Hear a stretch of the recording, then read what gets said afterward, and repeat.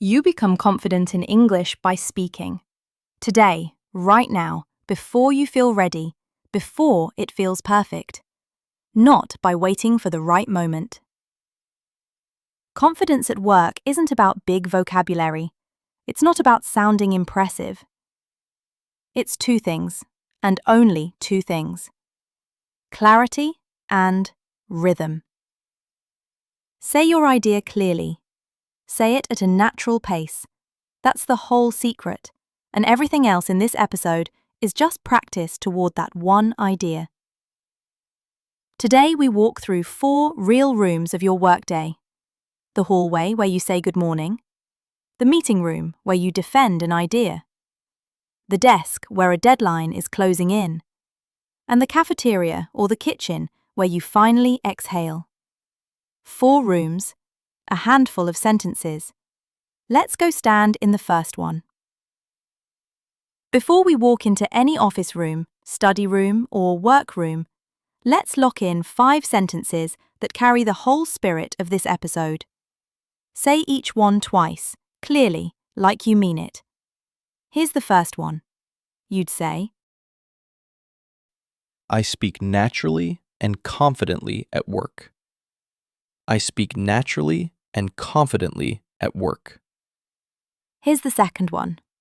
You'd say, I express my ideas clearly and professionally. I express my ideas clearly and professionally. Here's the third one. You'd say, I stay calm and confident under pressure. I stay calm and confident under pressure. Here's the fourth one. You'd say, I listen carefully before I respond. I listen carefully before I respond. and here's the fifth one. You'd say, I grow a little more confident every day. I grow a little more confident every day. great. That's your confidence building, one sentence at a time. Hold on to that feeling. We'll use it in every room from here on. Picture this. It's 8:55 in the morning. You just walked in. Your colleague is standing at the coffee machine, and you've got about 5 seconds before you both sit down and the day swallows you whole. This is the smallest room in the office, and somehow the one people freeze in the most. Let's fix that. You want to say good morning. You'd say, Good morning. How are you today? Good morning. How are you today? you want to ask about their weekend. You'd say, Did you have a good weekend? Did you have a good weekend? you want to acknowledge it's been a busy morning already. You'd say, It's good to see you. It's been a busy morning already. It's good to see you. It's been a busy morning already. and you need to head off to a call. You'd say, Let's catch up properly later. I'm heading to a call. Let's catch up properly later. I'm heading to a call. that's the hallway handled. Short, warm, forward moving. Nobody needs a paragraph in the morning. They need one natural sentence and a real smile behind it. Let's walk into the next room, the one with the long table and too many opinions. Here's the scene. 10 people sitting in a big room. We call it the conference room. One screen and a project everyone's thinking about. Let's walk through it exactly as it would happen.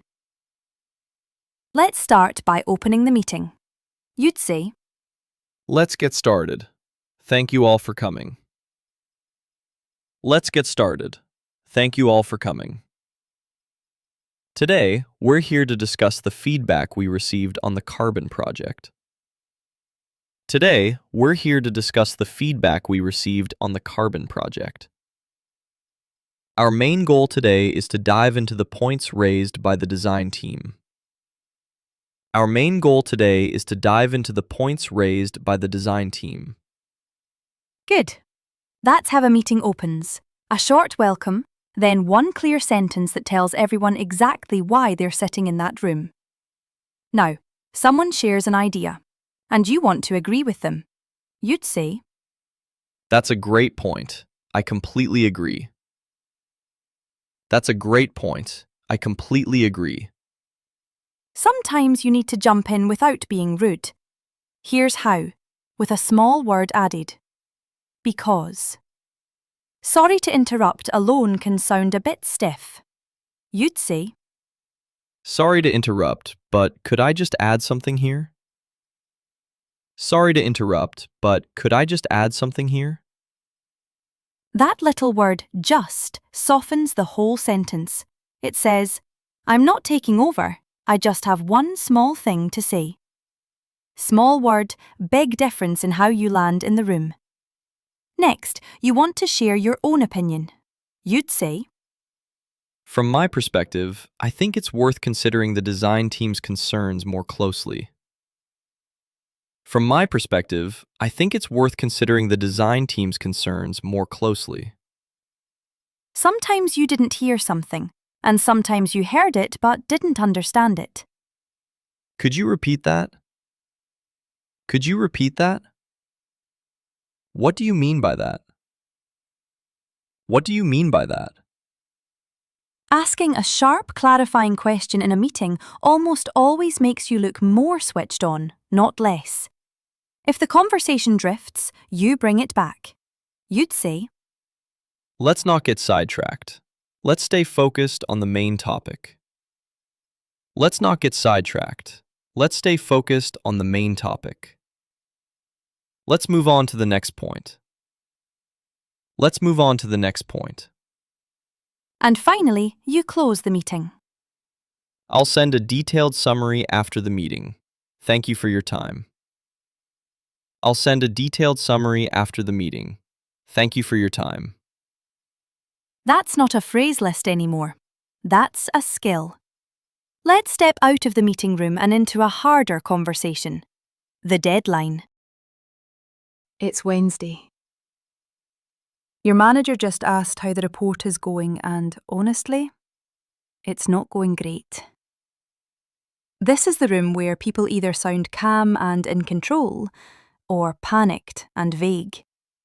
The difference isn't the news you deliver, it's the sentence you deliver it in. You want to know the exact deadline. You'd say, When is this due exactly? When is this due exactly? you're behind schedule and need to say so. You'd say, I'm running a little behind, but I'll catch up by tomorrow. I'm running a little behind, but I'll catch up by tomorrow. you need a little more room to finish it properly. You'd say, Could I get one more day to finish this properly? Could I get one more day to finish this properly? and when it's finally finished, you'd say, I've finished the report. It's ready for review. I've finished the report. It's ready for review.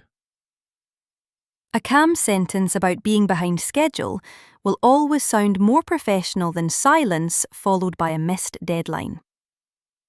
Say the honest sentence early. That's the whole strategy in this room.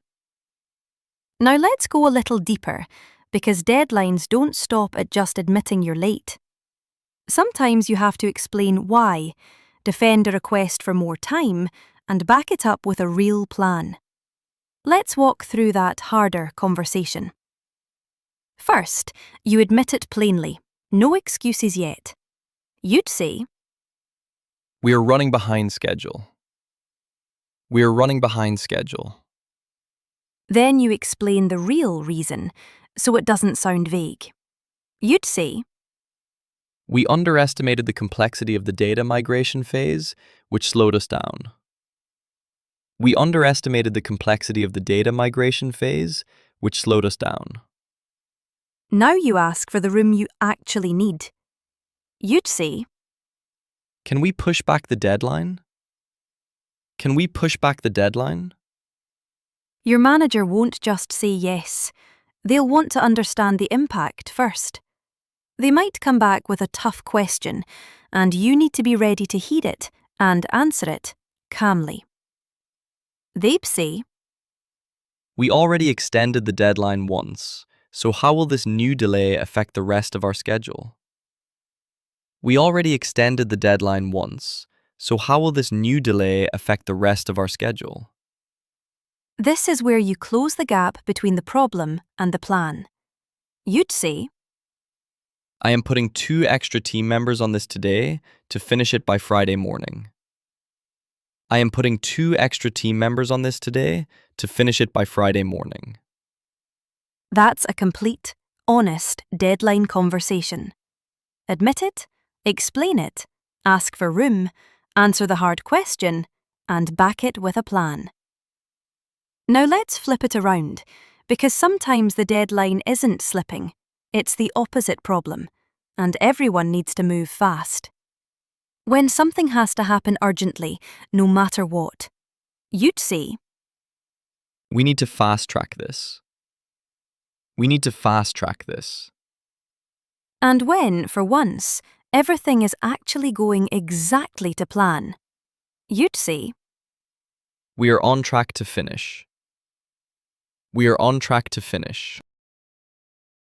last room, and it's the easiest one. It's 3 p.m., your brain is a little tired, and you spot a colleague heading toward the kitchen. This is your 5-minute reset before you go back to your desk, and it deserves just as much natural English as the meeting room did. You need a moment away from your desk. You'd say, I'm going to take a quick break. I'm going to take a quick break. you want some company. You'd say, Do you want to grab a coffee with me? Do you want to grab a coffee with me? you're stepping away briefly. You'd say, I'll be back in 15 minutes. I'll be back in 15 minutes. and once the break is over, you'd say, That break was exactly what I needed. That break was exactly what I needed. even 5 relaxed words at the coffee machine build the same muscle as a sentence in a packed meeting room. Confidence doesn't only live in the big moments. It lives in how naturally you handle the small ones too. Let's walk back through the 5 foundation phrases one final time, all together, to close the loop on today's episode. I speak naturally and confidently at work. I express my ideas clearly and professionally. I stay calm and confident under pressure. I listen carefully before I respond. I grow a little more confident every day. Here's what I want you to remember from today, more than any single phrase. You don't become confident by waiting. You become confident by speaking, plainly, clearly, at your own natural rhythm. Every sentence in this episode was simple on purpose. That was never a limitation. That was the entire method. Come back to this one tomorrow and shadow it again. By the 3rd pass, these sentences stop being practice. They just become the way you talk. See you next time.